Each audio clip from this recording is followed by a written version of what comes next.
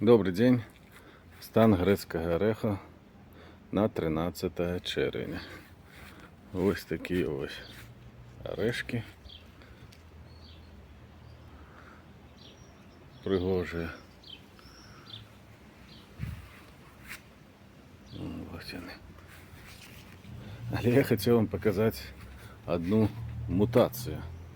Я уже давно такое уже поглядел на яблонях, коли, мне здається, это звязано с потеплением, коли яблони, груши і ось грецький орех питаються у середині, ну не в середині, а в початку літа заново цвісти, квітнеть і закладувати другий урожай. Глядите, ось орех, який він повинен бути. А побач з ним маленький орешек. Зараз покажу, як так ліпше. І навіть сірожечка для опилення. І ось такий ось орешек.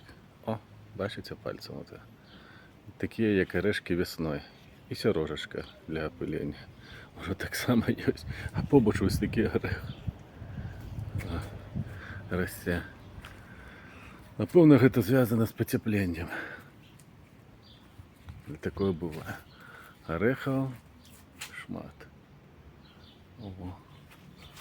Все усыпано орехами. Будем чекати урожай. 13 червня, Білорусь.